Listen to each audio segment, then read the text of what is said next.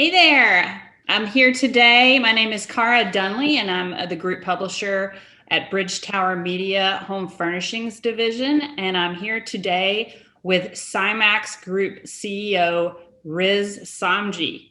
Welcome, Riz. Thanks for being here today. Thanks for having me.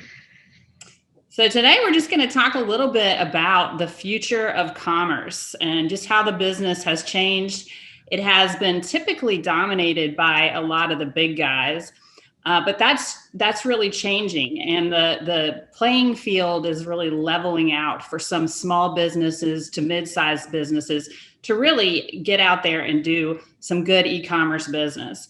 The support is there now, and we see some changes over the next decade and how the vision of commerce will play out. So I just want to talk to you a little bit about that today and get your insights.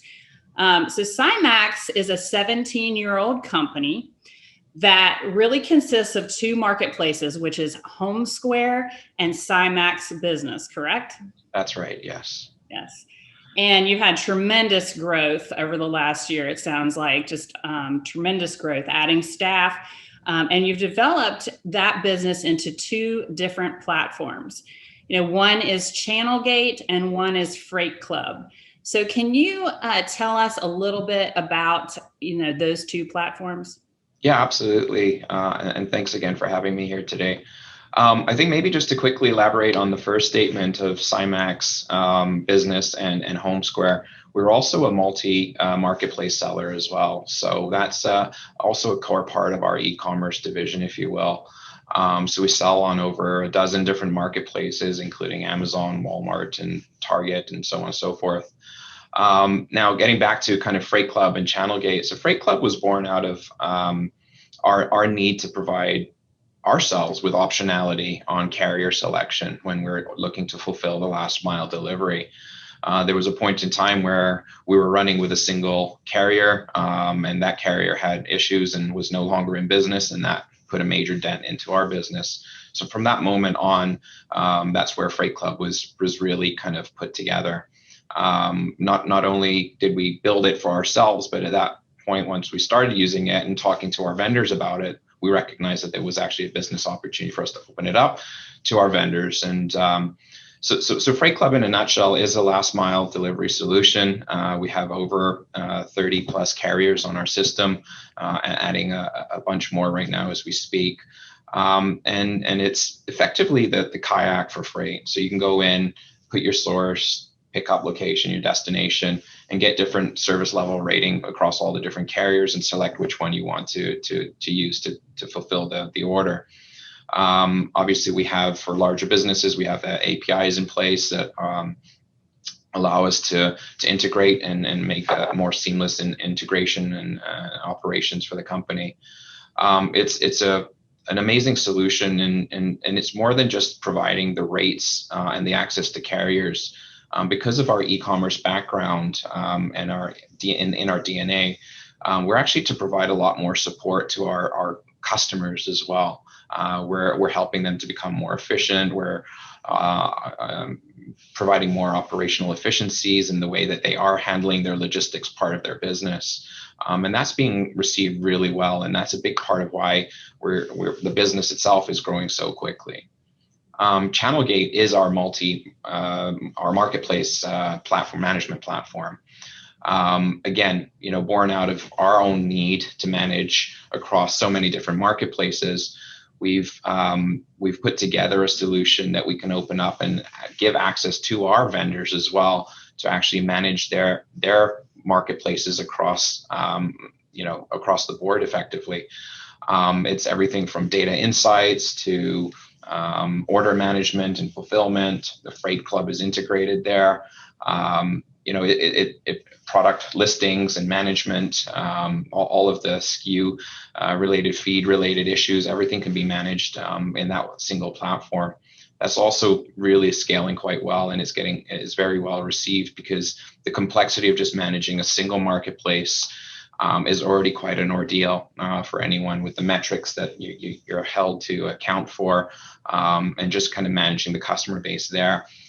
You multiply that across the different marketplaces that everyone is starting to sell on, and you can understand what an ordeal that is. So we're very proud of that, and we continue to enhance the platform based on our own e-commerce division and the needs that we have to manage across multiple marketplaces. So we're adding new features on a weekly, bi-weekly, monthly basis that helps us adjust and adapt to the changing environment in the marketplaces themselves. Wow, that's exciting. So I also understand that you have added to your management team and you've added to your board of directors. So can you tell us a little bit about that too? Yeah, I couldn't be more excited about the new members of both our leadership and our board. It's so exciting to kind of be around such amazing talent. You know, our team has always been very amazing, and I'm very proud of what we've been able to accomplish. But adding this new leadership and board members is really going to help us fulfill that long-term strategic plan and vision that we've got. The leadership team itself, we've got individuals that are also across different locations as well, and we found that we've been able to tap into access some really great talent that really suits our needs and our culture and our vision. And whether it's new product lead or managers or directors or VPs, we're continuing to excel at bringing in and attract those types of individuals. Our board members, it's an A team, right? Like I couldn't have asked for a better team to come together. We've got people within specific industry experience. We've got people that have got governance and public company experience and ESG capability, experience and all those things that you need. We've got an amazing chair that is able to corral all of this amazing talent that we had on our board and now that we've added to our board. The diversity in the group is pretty phenomenal, and it's already been only been a short while since we've had them, but we're already starting to feel the impacts of having them on our board. So we're so excited about what the future holds for the team, the leadership team, and the board members as well. Yeah, that's one advantage of this. Everything that's happened is you're able to really attract some great talent. And it sounds like, with the growth that you're experiencing, you're a tremendous opportunity and a great place to work. So that's great. So how does all of this play into sustaining the growth that you've been experiencing? So how does this infrastructure that you're setting up, help you to sustain what's happened to you over the last couple of years? Absolutely. I think there's a couple different ways to look at that. I mean, from our ability to scale, we've gone through so many step changes over the last few years. We want to ensure that we're setting ourselves up foundationally for that future scale and growth. So that's why you've got the leadership teams, you've got the board members coming in. They know where to look. They know what to look out for as potential stumbling blocks for companies that are going to scale so quickly and rapidly.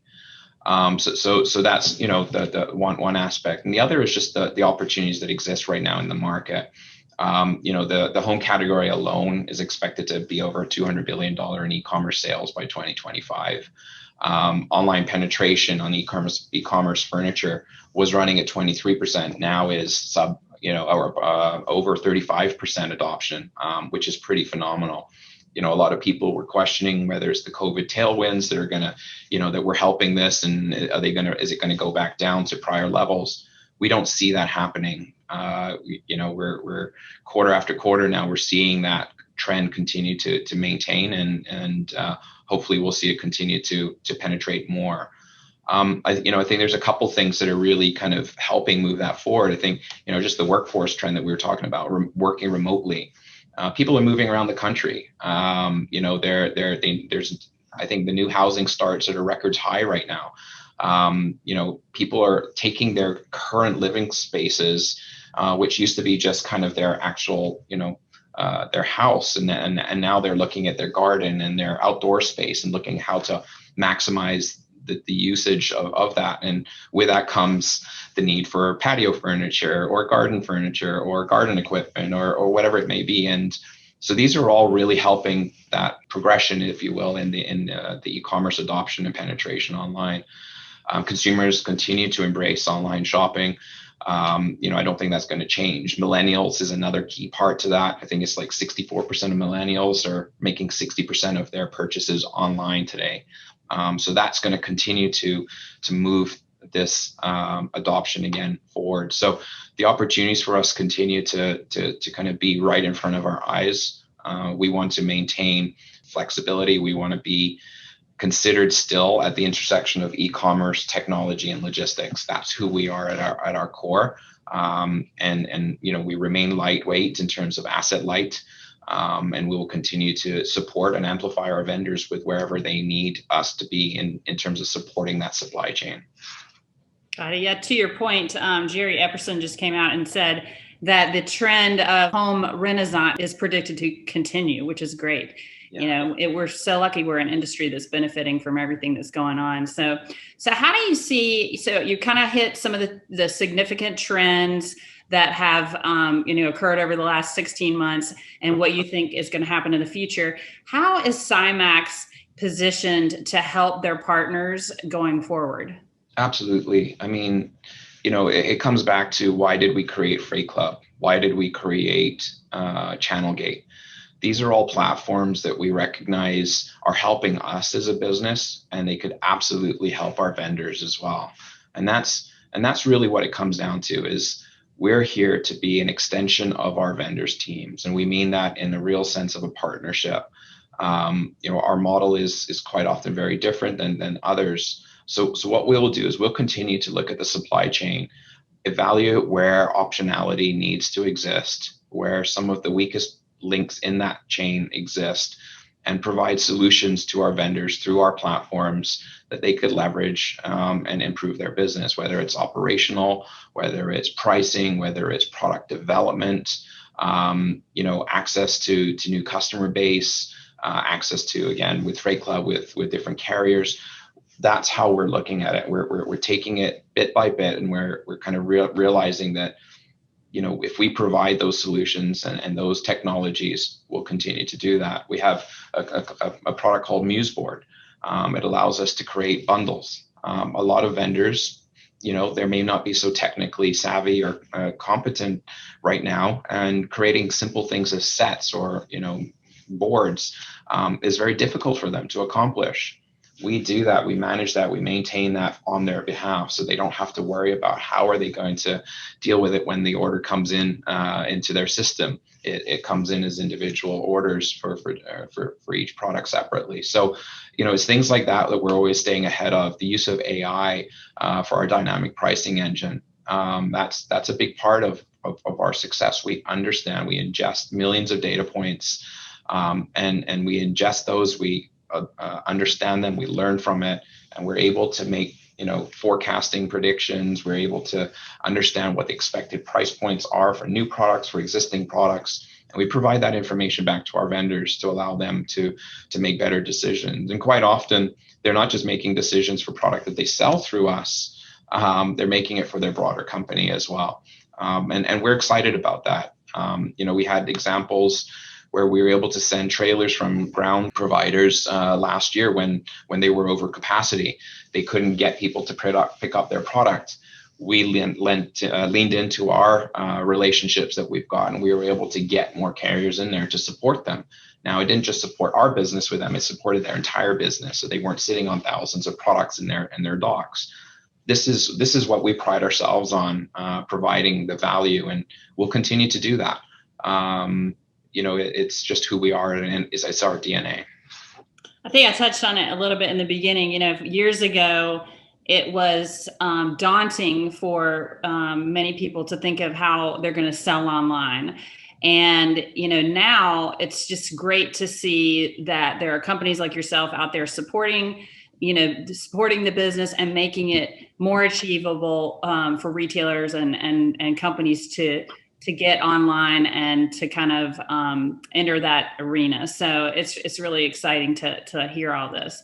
Thank you so much for being with us here today, Riz. It was great to talk to you and hear about the company, exciting stuff going on. So I appreciate it. Thank you for having me. It was a pleasure talking.